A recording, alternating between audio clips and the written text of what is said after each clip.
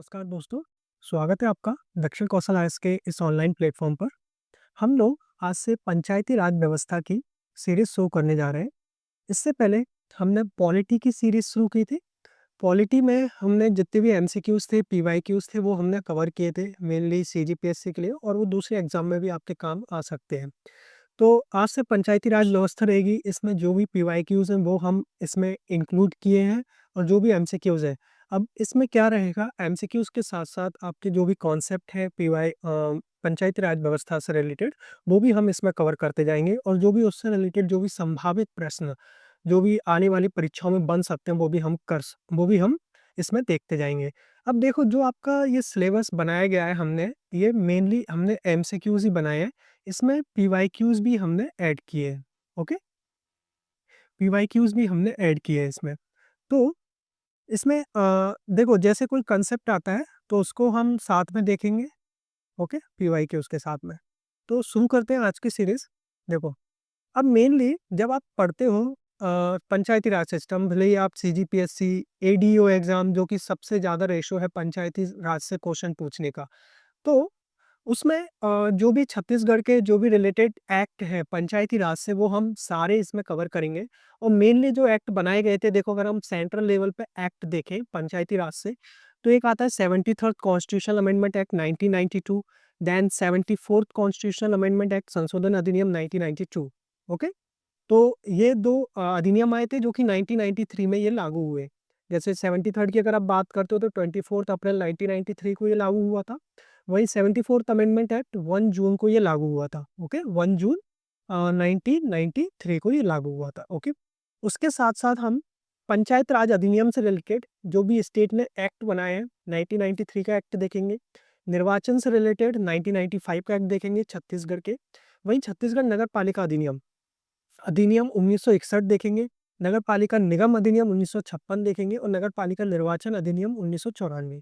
और उसी के रिगार्डिंग जो पंचायती राज अधिनियम में जो पैसा अधिनियम लागू किया गया था जनजातीय क्षेत्रों में, पंचायती राज अधिनियम को लागू करने के लिए 1996।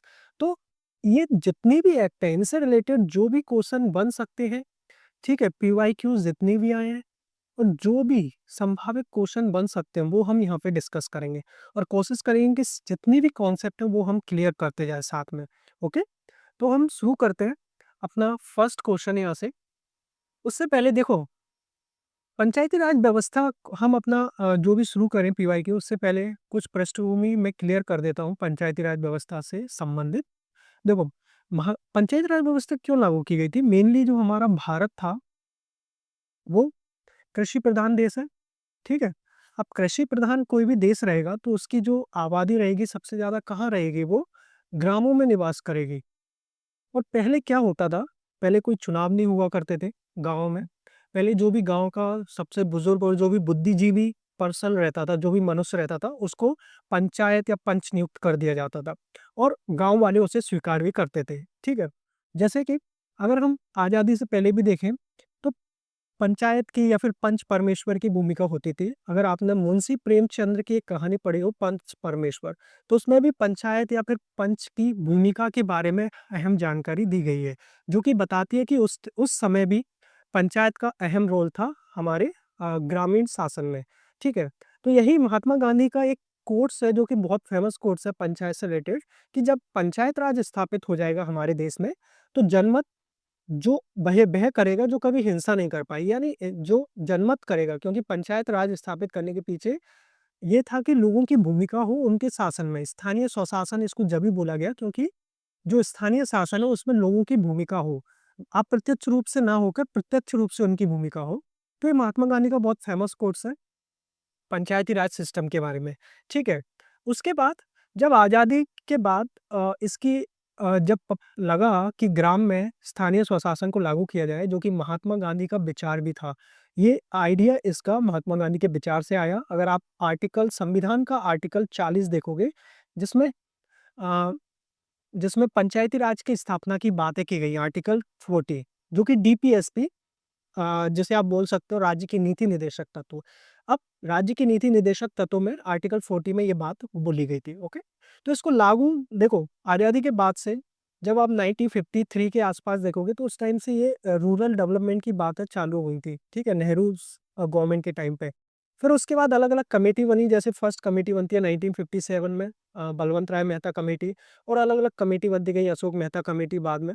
और फिर जाके 1992 में ये एक्ट लागू होता है, जो कि बहुत महत्वपूर्ण एक्ट था भारतीय इतिहास में अभी तक का, ठीक है, जिससे स्थानीय स्वशासन को एक संवैधानिक रूप मिला। ऐसा बोल नहीं सकते कि जो स्थानीय स्वशासन था पूरी तरह से खत्म हो गया था, या पंचायत कहीं थी नहीं इससे पहले। पंचायतें चल रही थी इससे पहले, लेकिन वो जो पंचायतें थी वो संवैधानिक रूप से नहीं चल रही थी, उनमें एक रूपता नहीं थी, या फिर बोल सकते हो उनमें निरंतरता नहीं थी। कई-कई पंचायतों में कभी चुनाव हुए, और चुनाव होने के पता चला 10 साल से ज़्यादा हुए, कभी चुनाव ही नहीं हुए वहाँ पे उसके बाद। तो एकरूपता नहीं थी, निरंतरता नहीं थी शासन में, और इन सबको एक जैसा बनाने के लिए 1992 में एक्ट लाया गया, 73rd कॉन्स्टिट्यूशनल अमेंडमेंट एक्ट, जिसमें पूरे भारत में एकरूपता आई और एक संवैधानिक प्रावधान बनाए गए, ठीक है, उनको लागू करने के लिए। तो इस तरह से पंचायत राज स्थापित हुआ भारत में, उसे संवैधानिक रूप मिला। ओके, तो ये पृष्ठभूमि थी। अब हम शुरू करते हैं अपने जो भी एमसीक्यूज है इससे रिलेटेड, ठीक है। तो देखो, पहला एमसीक्यूज देखते हैं अब हम। फर्स्ट एमसीक्यू क्या बोलता है कि 73rd कॉन्स्टिट्यूशनल अमेंडमेंट एक्ट कानून की वैधानिक शुरुआत किस संविधान संशोधन के बिल से हुई। देखो, अब संविधान संशोधन बिल जो लागू हुआ था वो तो 73rd था, लेकिन इसकी शुरुआत किस बिल से हुई। देखो, इसका जो सही आंसर होगा वो होगा D, 64th constitutional amendment act. तो देखो, इसके बारे में बता देता हूँ। सबसे पहले जो शुरुआत हुई थी संवैधानिक रूप देने की, 64th कॉन्स्टिट्यूशनल अमेंडमेंट एक्ट 1989 में हुई थी। इस टाइम जो गवर्नमेंट थी उस टाइम पर राजीव गांधी सरकार थी, ठीक है, केंद्र में राजीव गांधी की गवर्नमेंट थी।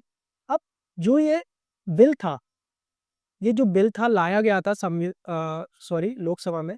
ये बिल लोकसभा में तो पारित हो गया था, 64th कॉन्स्टिट्यूशनल अमेंडमेंट एक्ट, ठीक है, 1989 में। लेकिन राज्यसभा में ये बिल लैप्स हो गया, या फिर गिर गया, लैप्स हो गया, और इसके बाद ये बिल पास नहीं हो पाया, ठीक है। तो 64 कॉन्स्टिट्यूशनल अमेंडमेंट पहला ऐसा प्रयास था जहाँ पे पंचायती राज व्यवस्था को संवैधानिक रूप देने की कोशिश की गई, ठीक है। फिर नेक्स्ट देखते हैं। देखो, 1989 में बात हुई थी, फिर उसके बाद 1990 में भी, 1989 में सेम बीपी सिंह की गवर्नमेंट आई, फिर बीपी सिंह की गवर्नमेंट आई। उन्होंने भी इसको संवैधानिक रूप उन्होंने भी इसे लोकसभा में पारित करने की कोशिश की, लेकिन जब तक ये पारित कर पाते, बीपी सिंह की सरकार गिर गई केंद्र में। ओके, सरकार गिर गई, ये पावर में नहीं रह पाए। उसके बाद पीवी नरसिम्हा गवर्नमेंट आती है 1991 में, और 1992 में ये बिल पास होता है। ओके, तो ये पूरा इसका वो है। सेकंड क्वेश्चन देखते हैं हम। देखो, सेकंड क्वेश्चन बोलता है पंचायती राज संस्थाओं को 29 कार्यों की सूची किस अनुच्छेद के तहत दी गई है। तो ये कौन सा अनुच्छेद है जिसमें 29 कार्य, जो 29 कार्य है, जिसे हम अनुसूची बोलते हैं, ठीक है। अभी अनुसूची किस में दी गई है, ठीक है। जब आप 11 स्केड्यूल देखोगे संविधान का, 11 स्केड्यूल, जिसे आप अनुसूची भी बोल सकते हो, ठीक है, जो कि 73rd कॉन्स्टिट्यूशनल अमेंडमेंट एक्ट से जोड़ी गई थी, और भाग 9 जोड़ा गया था, ठीक है, भाग 9 जोड़ा गया था। तो उसमें 29 कार्यों की सूची किस अनुच्छेद के तहत दी गई है। तो देखो, इसका जो आंसर होगा सेकंड का अनुच्छेद 243 जी, इसके तहत 29 कार्यों की सूची दी गई है। अब देखो, कभी कभी वो ये पूछ लेता है कि 29 कार्यों में से वो कार्य दे देगा, और उसमें पूछेगा कि कौन से कार्य अनुसूची में दिए गए हैं और कौन से कार्य अनुसूची में नहीं दिए गए। तो उसके लिए देखो, मैंने यहाँ पे अनुसूची ऐड कर दिया, जो कि अनुच्छेद 243 छा है, जिसे आप जी भी बोल सकते हो अगर आप इंग्लिश में बोलो तो, ठीक है जी। तो इसके आप देख सकते हो कौन कौन से कार्य इसमें हैं।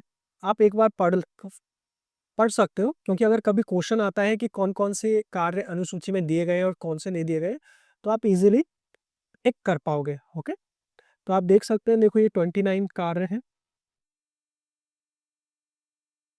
अब इसमें अलग अलग कार्य दिए गए हैं, जैसे मत्स्य उद्योग को, पशुपालन, डेयरी उद्योग, लघु वन उपज, ग्रामीण आवास, पेयजल, ईंधन और चारा के लिए। फिर वो सामाजिक वानिकी, फार्म वानिकी, खादी ग्राम उद्योग, कुटीर उद्योग। फिर आती है सड़कें, पुलिया, अन्य संचार, अपारंपरिक ऊर्जा के स्रोत, पारंपरिक नहीं अपारंपरिक। देन गरीबी उन्मूलन कार्यक्रम, प्रौढ़ अनौपचारिक शिक्षा, पुस्तकालय, देन तकनीकी प्रशिक्षण और व्यावसायिक शिक्षा, ग्रामीण का विद्युतीकरण है, जिसके अंतर्गत विद्युत का वितरण है, फिर जलमार्ग और अन्य संचार साधन। ये जो विषय हैं, ये 73rd कॉन्स्टिट्यूशनल अमेंडमेंट एक्ट के द्वारा आर्टिकल कौन-सा? आर्टिकल 243 जी, ठीक है? और देखो, अगर बात बात की जाए कि जो पंचायत से रिलेटेड आर्टिकल है, वो कहाँ से कहाँ तक दिए गए हैं? पंचायत से रिलेटेड जो भी आर्टिकल दिए गए हैं, वो आर्टिकल 243 से स्टार्ट होते हैं, ठीक है? आर्टिकल 243 से स्टार्ट होते हैं और ये खत्म होते हैं आर्टिकल 243 ओपी, ओके। देन ओ पे खत्म होते हैं। देन उसके बाद स्टार्ट होता है नगर निगम के आर्टिकल। नगर निगम की जो हम बात करते हैं, वो आर्टिकल पी से स्टार्ट होगा, ठीक है? 243 पी। देन जो खत्म होंगे ये आर्टिकल जेड जी पे जाके खत्म होंगे, ओके। तो इस तरह से ये आर्टिकल है। नेक्स्ट देखते हैं। ये देखो, बाजार मेले, सामुदायिक आस्तियों, सार्वजनिक वितरण प्रणाली, देन महिला बाल विकास, बाजार और मेले, इस तरह से। अब हम नेक्स्ट क्वेश्चन देखते हैं। नेक्स्ट क्वेश्चन है हमारा थर्ड क्वेश्चन, जिसमें देख सकते हैं आप, संविधान के 73वें संशोधन ने प्रावधान किए हैं। अब इसमें कौन-कौन से प्रावधान संविधान के 73वें संशोधन ने किए हैं, वो हम देखेंगे। कि पंचायतों के नियमित चुनाव कराने के लिए, महिलाओं के लिए सभी स्तरों पर सीटों के आरक्षण के लिए, राज्य वित्त आयोग की संस्तुति के अनुसार पंचायतों को फंड्स का अनिवार्य रूप से हस्तांतरण, और फिर 11वीं अनुसूची में दिए गए विषयों के संबंध में पंचायतों को शक्ति का अनिवार्य रूप से हस्तांतरण। तो अब ये बोल रहे हैं, क्वेश्चन क्या बोल रहा है कि कौन-कौन से प्रावधान इसमें किए गए हैं। तो देखिए आप कि क्या हो सकता है इसका आंसर। तो देखो, पंचायतों के नियमित चुनाव कराने के लिए बिल्कुल हमने देखा था कि हर 5 साल में पंचायतों के चुनाव कराए जाते हैं। इसी के लिए इसको संविधान दर्जा दिया गया था, ताकि एकरूपता और फिर निरंतरता आ पाए। ठीक है, निरंतरता आ पाए पंचायतों में। देन महिलाओं के लिए सभी स्तरों पर सीटों के आरक्षण के लिए बिल्कुल कितना परसेंट आरक्षण दिया गया? 1/3, जो कि आप 33% भी आरक्षण बोल सकते हो। ठीक है, महिलाओं के लिए। फिर राज्य वित्त आयोग की स्थापना, बिल्कुल इसमें बोला गया है कि हर एक राज्य 5 वर्ष के बाद राज्य वित्त आयोग की स्थापना करेगा, और ये किसको दिया गया है? ये राज्यपाल। राज्यपाल का ये कर्तव्य होगा कि वो हर 5 साल के बाद राज्य वित्त आयोग की स्थापना करे। देन फोर्थ आता है, 11वीं अनुसूची में दिए गए विषयों के संबंध में पंचायतों को शक्ति का अनिवार्य रूप से हस्तांतरण। तो बिल्कुल हमने देखा, पंचायतों को 29 का अनिवार्य कार्य दिए गए हैं, जिनमें हस्तांतरण दिया गया है। तो इसका सही आंसर क्या होगा? थर्ड का डी। अब देखो, इसमें एक क्वेश्चन आता है कि महिलाओं के लिए सभी स्तरों पर सीटों का आरक्षण तो दिया गया है, तो क्या ये आरक्षण सभी वर्ग की महिलाओं के लिए दिया गया है पंचायत में? जो संविधान में है, उसमें सभी वर्गों की महिलाओं के लिए दिया गया है? बिल्कुल नहीं। उसमें जो आरक्षण की बात बोली गई है, 1/3 आरक्षण, वो बोली गई है अनुसूचित जाति, ठीक है, और अनुसूचित जनजाति। इन महिलाओं के लिए 1/3 आरक्षण की बात बोली गई है। अब अगर आपसे क्वेश्चन आ जाए कि अनुसूचित जाति, जनजाति और पिछड़े वर्ग, तीनों वर्गों की महिलाओं के लिए आरक्षण की बात अनुच्छेद जो संवैधानिक संशोधन है 73rd में बोली गई है, तो बिल्कुल गलत होगा। इसमें से अनुसूचित जाति और अनुसूचित जनजाति के लिए 1/3 आरक्षण की बात बोली गई है, ओके। तो इसमें पिछड़े वर्ग की महिलाओं के लिए इस संवैधानिक संशोधन में कोई बात नहीं बोली गई है। नेक्स्ट क्वेश्चन देखते हैं हम अपना। फोर्थ आता है कि ग्राम पंचायत के विषय में क्या सही नहीं है। अब देखो, यहाँ पे बोला गया है क्या सही नहीं है, तो ये सबसे इंपॉर्टेंट हो जाता है कि पहले हम देख लें कि सही है या सही नहीं बोला गया है, क्योंकि इसके कारण जो क्वेश्चन हमें आते हैं, जो हम सही कर सकते हैं, वो गलत हो जाते हैं। ठीक है, तो ग्राम पंचायत में अधिकतम 20 पंच हो सकते हैं। ग्राम पंचायत में यदि 15 पंच निर्वाचित होते हैं, तो 5 पंच मनोनीत किए जाते हैं। देखो, मनोनीत करने की बात तो ग्राम पंचायत में हो ही नहीं सकती, क्योंकि ग्राम पंचायत में जो भी चुने जाते हैं, वो प्रत्यक्ष निर्वाचन के थ्रू चुने जाते हैं। भले ही ग्राम पंचायत में आप पंच चुने या फिर सरपंच चुने, वो लोगों के द्वारा प्रत्यक्ष रूप से चुना जाता है। और अगर आप बात करें स्थानीय स्वशासन में, जो पंचायत है, उसमें दो ही तरीके बोले गए, या फिर प्रत्यक्ष रूप से चुना जाएगा या फिर अप्रत्यक्ष रूप से चुना जाएगा। मनोनीत जैसी कोई भी बात इसमें नहीं बोली गई है। ठीक है, तो दूसरा तो गलत ही हो जाएगा। अब देखो, दूसरा जब गलत होगा, तो हम देख लेते हैं सेकंड किस में है। अब देखो यहाँ पे हम एलिमिनेशन मेथड अप्लाई करेंगे। अगर हमें और ऑप्शन का पता नहीं है कि वो सही है या गलत है, तो उसमें हम एलिमिनेशन मेथड देखेंगे। तो सेकंड किसमें है? सबसे पहली बात देखो सेकंड सी में है। तो ये गलत हो जाता है, ये गलत हो जाता है, ये गलत हो जाता है। अब बचते हैं 2, या तो इनमें से कोई नहीं, तो ऐसा तो हो ही नहीं सकता, तो ये गलत। तो हमारा सही आंसर क्या होगा? हमारा सही आंसर होगा सी। ओके? फिर देख लेते हैं, देखो सेकंड बोला है इसमें थर्ड। जनपद पंचायत अध्यक्ष 5 पंचों को नामित करती है। हमने बोला नामित करना जैसा कुछ भी नहीं होता है इसमें, तो ये सही रहेगा। देन 10 पंच भी हो सकते हैं, बिल्कुल। और जब पंचायत के निर्वाचन में जब 2 पक्ष है या फिर 2 पक्षों के बराबर वोट आ जाते हैं और कोई भी एक विजयी नहीं हो पाता, तो उसका जो निर्णय किया जाता है वो लॉटरी के माध्यम से किया जाता है। और लॉटरी में जो जीत जाता है, ऐसा माना जाता है कि उसको 1 वोट ज़्यादा मिल गया और उसकी जीत पक्की हो जाती है। ओके? देन मनोनीत सदस्य बैठक में भाग लेते हैं और मतदान दे सकते हैं। देखो अगर मनोनीत सदस्य आता भी है, इन केस अगर कोई ऐसी परिस्थिति बनती है, तो बैठक में सिर्फ भाग ले सकता है और मतदान नहीं कर सकता। वो सिर्फ भाग ले सकता है बैठक में, ओके? मतदान नहीं कर सकता, तो ये भी गलत हो जाएगा। तो सही आंसर हमारा सेकंड, थर्ड एंड सिक्स्थ है। ओके? अब देखो इससे रिलेटेड हम देख लेते हैं कि इनके गठन में क्या-क्या होता है पंचायत, जनपद पंचायत और जिला पंचायत में। जब ग्राम पंचायत के गठन की हम बात करते हैं, तो देखो ग्राम पंचायत हमें पता है कि पंच होते हैं और सरपंच होते हैं। हर वार्ड के पंच होते हैं और उन वार्डों से मिलकर एक पंचायत बनती है, ठीक है? और वहाँ से पंच चुना जाता है और एक सरपंच चुना जाता है।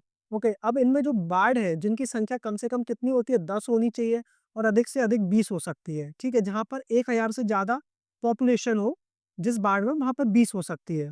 20 तक वार्ड हो सकते हैं उस गाँव में। तो 10 से लेके 20 के बीच में होती है, ठीक है? तो यहाँ पे क्या बोला गया है? ग्राम पंचायत में अधिकतम 20 पंच हो सकते हैं, बिल्कुल। क्योंकि हर एक वार्ड से 1 पंच चुना जाएगा, तो 20 वार्ड से कितने पंच हो जाएंगे? 20 पंच। तो इसलिए हमारा फर्स्ट जो था वो सही था। ग्राम के सभी मतदाता सरपंच का भी निर्वाचन करते हैं, ठीक है? क्योंकि सिर्फ प्रत्यक्ष निर्वाचन ग्राम पंचायत के स्तर पर होता है। देन अगर हम सेकंड करें, जो खंड निर्वाचन है, जैसे हम जनपद पंचायत या फिर ब्लॉक पंचायत ही बोल सकते हैं। ओके? तो इसका जो गठन देखते हैं, देखो इसके गठन में क्या होता है कि 50,000 से कम है। यदि जनपद, क्योंकि जो जनपद पंचायत है उसे राज्य सरकार अलग-अलग निर्वाचन क्षेत्रों में पहले तो विभाजित करती है। जिनकी विकासखंड की जनसंख्या अगर 50,000 से कम होती है, विकासखंड की जो टोटल पॉपुलेशन है, लेस देन 50,000 है, तो उस खंड को कम से कम 10 निर्वाचन क्षेत्रों में विभाजित किया जाएगा। और कोशिश यही रहेगी, देखो जितने भी निर्वाचन क्षेत्र है, उनमें जितनी भी पॉपुलेशन है, सभी निर्वाचन क्षेत्रों में बराबर हो और मोस्टली 5-5 हज़ार हो, क्योंकि जब भी 50,000 की जनसंख्या हो पाएगी टोटल, ठीक है? और अगर जहाँ पर अधिक से अधिक अगर हम बात करें कितने वार्ड हो सकते हैं, तो 25 उसमें, सॉरी, जो भी उसमें क्षेत्र रहेंगे, निर्वाचन क्षेत्र, वो 25 हो सकते हैं। तो इस तरह से अगर हम जनपद पंचायत की बात करें तो 10 से स्टार्ट होती है, देन 25 तक जाती है इसकी जनसंख्या, ठीक है? जहाँ पर अधिकतम संख्या 25 हो सकती है। फिर हम बात करते हैं जिले का निर्वाचन क्षेत्रों में विभाजन किस तरह से किया जाता है। तो राज्य सरकार पहले तो एक अधिसूचना द्वारा जिला पंचायत को जितने भी जिले पंचायत में निर्वाचन क्षेत्रों में विभाजित करेगी और यथासंभव यही कोशिश करेगी कि प्रत्येक निर्वाचन क्षेत्र में जनसंख्या कितनी हो? 50,000, ठीक है? और यदि किसी जिले की जनसंख्या 5 लाख से कम है, देखो 50,000 होगी, अब 10 निर्वाचन क्षेत्र तो कम से कम होने ही चाहिए और ज़्यादा से ज़्यादा निर्वाचन क्षेत्र कितने हो सकते हैं? 35 निर्वाचन क्षेत्र। और 35 निर्वाचन क्षेत्र होंगे 10 से लेके 35 का। तो सभी निर्वाचन क्षेत्रों में जनसंख्या अगर समान होगी, तो प्रत्येक निर्वाचन क्षेत्र की जो जनसंख्या है वो 50,000 है। तो टोटल कितने हो जाएँगे? ये हो जाएँगे 5 लाख, ओके? 5 लाख हो जाएँगे। तो यदि किसी जिले की जनसंख्या 5 लाख से अगर कम होती है, तो जिले को कम से कम 10 में तो विभाजित करेंगे ही करेंगे हम। उसके साथ अगर निर्वाचन क्षेत्र की जनसंख्या कितने के बीच में रहेगी? 10 से 35 के बीच में, ओके? तो ये ग्राम पंचायत, जनपद पंचायत और जिला पंचायत का गठन है, अलग-अलग तरीके से। अब ये किसमें दिया गया है? अब देखो ये ऐसा नहीं है कि सभी राज्यों में एक समान है इनका गठन। ये राज्यों ने अपने-अपने जो भी प्रशासन है उसकी सुविधा के अनुसार इनको गठित किया है, ओके? तो ये जो दिया गया है, ये छत्तीसगढ़ पंचायती राज एक्ट 1993 में ये दिया गया है, ठीक है? छत्तीसगढ़ पंचायती राज एक्ट 1993 में ये बात दी गई है। ग्राम पंचायत, जनपद पंचायत, जिला पंचायत गठन के बारे में बताया गया है, ओके? तो ये मेनली छत्तीसगढ़ के, मेनली ये किसके लिए? छत्तीसगढ़ के लिए। तो छत्तीसगढ़ में अगर आपको आता है कि किस तरह से गठन किया गया है, तो ये गठन छत्तीसगढ़ के लिए। सभी राज्यों में एक समान नहीं हो सकता, अपनी सुविधा के अनुसार उन्होंने अपने अनुसार एक्टों में परिवर्तन किया है। नेक्स्ट क्वेश्चन देखते हैं हम। नेक्स्ट क्वेश्चन क्या बोलता है कि निम्नलिखित में से कौन-सा कार्य स्थानीय स्वशासन के अधिकार क्षेत्र में नहीं है? देखो, इससे पहले मैंने आपको 29 कार्यों की एक सूची बताई थी, उसमें हमने देखे थे कौन-कौन से कार्य हैं, जो कि आर्टिकल 243 जी में दी गई है। तो उसी से रिलेटेड ये क्वेश्चन बन गया है कि कौन-कौन से कार्य उसके अधिकार क्षेत्र में नहीं है। अब देखो सेम नहीं देखना है, तो सार्वजनिक स्वास्थ्य हमने देखा था है, स्वच्छता भी है, जन उपयोगी सेवा भी है और डी आंसर आता है सार्वजनिक अनुशासन का रखरखाव। देखो, सार्वजनिक अनुशासन का जो रखरखाव है ये नहीं है। ओके, तो इसका आंसर क्या हो जाएगा? इसका जो आंसर हो जाएगा वो डी हो जाएगा। क्योंकि सार्वजनिक अनुशासन का रखरखाव या तो राज्य सरकार करती है, केंद्र सरकार या फिर नगरीय निकाय करते हैं मोस्ट प्रोबेबली। क्योंकि स्थानीय स्वशासन का जो क्षेत्र होता है वो सीमित होता है, वो अपने क्षेत्र में ही जो भी समस्या है उनका समाधान वो करते हैं। ठीक है? तो सार्वजनिक अनुशासन का रखरखाव नहीं किया जाता है स्थानीय स्वशासन के द्वारा। नेक्स्ट क्वेश्चन देखते हैं हम। नेक्स्ट क्वेश्चन है कि निम्नांकित में से कौन एक पंचायतों से संबंधित नहीं है? अगेन पंचायतों से संबंधित, तो राज्य निर्वाचन आयोग का गठन, बिल्कुल। राज्य निर्वाचन आयोग ही पंचायतों का चुनाव कराएगा। संविधान का 74वां संशोधन अधिनियम, सभी पंचायतों का कार्यकाल 5 वर्ष होगा, यह भी हमने देखा। और एक पंचायत के भंग होने के 6 माह के अंदर नया चुनाव कराया जाएगा, बिल्कुल सही। तो देखो 74वां संशोधन अधिनियम ये नहीं है, क्योंकि 74वां संशोधन अधिनियम ये नगरीय निकायों के लिए है, ये पंचायतों के लिए नहीं है, ठीक है? ये नगरीय निकायों के लिए, तो इसका जो सही आंसर होगा आपका बी। अब देखो 6 माह के अंदर नया चुनाव कराया जाएगा। अब देखो इसमें मैं आपको एक कॉन्सेप्ट क्लियर कर देता हूँ। जैसे कि अगर कोई पंचायत है उसका गठन हो जाता है और पंचायत ने अपने गठन के 2 साल पूरे कर लिए। लेकिन 2 साल के बाद उस पंचायत का लैप्स हो जाता है या फिर वो पंचायत भंग हो जाती है। तो न आपको पता है 6 महीने के अंदर चुनाव करवाएगा। कौन चुनाव करवाएगा? राज्य निर्वाचन आयोग। तो 6 महीने के अंदर जो चुनाव करवाएगा, क्या वो नई चुनी हुई सरकार आने वाले 5 सालों के लिए अपना पूरा कार्यकाल करेगी? नहीं। क्योंकि जो पहली जो पंचायत है उसने 2 साल अपने कंप्लीट किए, तो आने वाली जो नई पंचायत रहेगी वो अपने 3 साल कंप्लीट करेगी, ना कि पूरे 5 साल। तो इस तरह से मिला के पूरे 5 साल कंप्लीट हो जाएँगे। ठीक है? तो ये इस तरह से होता है, यानी जो भी नई पंचायत बनेगी वो जितने भी बचा हुआ कार्यकाल है उसको पूरा करने के लिए बनवाई जाएगी। नेक्स्ट देखते हैं हम अपना। नेक्स्ट है असर्टेशन दिया गया है, देन रीज़न दिया गया है। आपको देखना है कि जो असर्टेशन जो कथन दिया गया है वो कारण की सही पुष्टि करता है कि नहीं। सॉरी, जो कारण है वो उस कथन की सही पुष्टि करता है कि नहीं। तो देखो कथन क्या दिया गया है, पंचायतों के जो भी प्रधान हो गए, प्रमुख हो गए, अध्यक्ष हो गए, उस उनके पदों पर महिलाओं के लिए जिनमें अनुसूचित जनजाति तथा पिछड़ी जाति की महिलाएं सम्मिलित होती हैं, आरक्षण से उनके क्रियाकलाप में एक सुस्पष्ट परिवर्तन आया है। तो बिल्कुल देखो, जहाँ पे भी महिलाओं के लिए हमें पता है हमारे देश में महिलाओं की क्या स्थिति रही है। तो महिलाओं के लिए जहाँ भी आरक्षण दिया गया है, वहाँ पे उन्होंने सर्वश्रेष्ठ प्रदर्शन किया है। ठीक है? कई रिपोर्ट्सों ने इसका खुलासा भी किया है। ठीक है? तो ग्रामीण क्षेत्र की महिलाएं, कारण दिया गया है कि आरक्षण की मांग लंबे समय से कर रही थी। देखो, ऐसा कुछ है नहीं कि आरक्षण की मांग लंबे समय से की जा रही थी पंचायती राज में। लेकिन अगर ये बात आती है लोकसभा में, तो लोकसभा में बिल्कुल आरक्षण की मांग लंबे समय से की जा रही है महिलाओं के द्वारा, जो कि 33% आरक्षण मांग रही है। इसके रिगार्डिंग 106 कॉन्स्टिट्यूशन अमेंडमेंट एक्ट अगर आप अभी देखेंगे, वो लागू किया जा चुका है, जिसमें 33% आरक्षण महिलाओं को दिया गया है। स्ट्रेट लोकसभा में, सिर्फ लोकसभा में, ना कि राज्यसभा में 33% आरक्षण दिया गया है। लेकिन अब ये कभी कब पारित होगा? जब नया परिसीमन आयोग बिठाया जाएगा, नया परिसीमन आयोग लागू होने के बाद ये 106 कॉन्स्टिट्यूशनल अमेंडमेंट संवैधानिक संशोधन अधिनियम लागू हो जाएगा, जिसमें 33% आरक्षण जो रहेगा लोकसभा में महिलाओं को प्रदान कर दिया जाएगा। तो ये हो गया। हम इस क्वेश्चन की तरफ मूव करते हैं। तो इसमें क्या बोला गया है कि ये जो कथन कारण है वो ए की सही पुष्टि करता है कि नहीं? बिल्कुल नहीं करता। तो सही आंसर क्या हो जाएगा? ए तो सही है लेकिन आर गलत है, क्योंकि लंबे समय से ऐसी कोई मांग नहीं कर रही थी महिलाएं। ठीक है? आरक्षण की पंचायतों के उस एवज में। ओके, नेक्स्ट क्वेश्चन की ओर मूव करते हैं हम अपने। देखो, नेक्स्ट क्वेश्चन क्या आता है कि संविधान के 73वें संवैधानिक संशोधन में पंचायती राज के क्षेत्र में निम्नलिखित में से कौन सा एक प्रस्तावित नहीं किया गया था? अब कौन-कौन सी चीजें हैं जो कि 73rd कॉन्स्टिट्यूशनल अमेंडमेंट एक्ट में प्रस्तावित नहीं किए गए? ओके, वो हमें देखना है। तो नहीं किए गए देखना है इसमें। तो सभी निर्वाचित ग्रामीण स्थानीय निकायों में सभी स्तरों पर 30% की जो सीटें हैं महिलाओं के लिए आरक्षित रखी जाएंगी। देन पंचायती राज संस्थाओं के लिए संसाधनों के नियतन के लिए राज्य अपने अपने वित्त आयोगों का गठन करेंगे। तो हमने देखा बिल्कुल वित्त आयोग का गठन करेंगे। सी आता है कि पंचायत राज निर्वाचित कार्यकर्ता अपने पद पर कार्य करने के लिए अयोग्य ठहराए जाएंगे यदि उनकी 2 से अधिक संतानें हैं।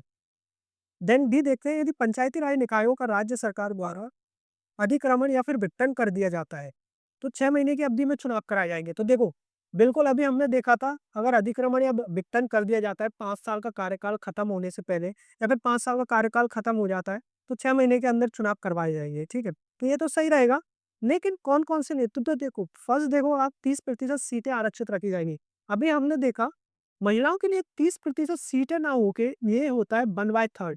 जब आप 1/3 देखोगे तो ये 30% नहीं होता है, ये 33% सीटें होती है। तो 33% सीटें आरक्षित रखी जाएँगी। तो एक तो पहला हो गया। देन इसमें देखो अब एक से ज़्यादा है। यदि पंचायत राज कार्यकर्ता अपने पद पर कार्य करने के लिए अयोग्य ठहराए जाएँगे यदि उनकी 2 से अधिक संतान है। तो ऐसा कुछ क्लॉज़ नहीं है, ऐसा कोई भी प्रस्ताव नहीं है। तो ठीक है, इसका जो सही आंसर रहेगा ए एंड सी दोनों ही रहेंगे, ठीक है? ए एंड सी इसमें दोनों ही सही आंसर है। ये दोनों ही क्लॉज़ नहीं दिए गए हैं। देन नेक्स्ट क्वेश्चन देखते हैं अब हम। देखो नेक्स्ट क्वेश्चन है, किस या फिर किन राज्यों में पंचायती राज संस्थाओं में स्त्रियों के 50% आरक्षण को वैध किया गया है? ये एक महत्वपूर्ण क्वेश्चन है। किस कौन-कौन से राज्यों ने अभी तक स्त्रियों के लिए 50% का जो आरक्षण है उसको दिया गया है? तो देखो ऑप्शन आता है, बिहार है, उत्तराखंड है, मध्य प्रदेश है और हिमाचल प्रदेश है। तो इसमें से कौन-कौन से ऑप्शन सही रहेंगे? देखो, ऑप्शन इसमें डी रहेगा, चारों ही राज्यों ने महिलाओं के लिए 50% आरक्षण को वैध किया है।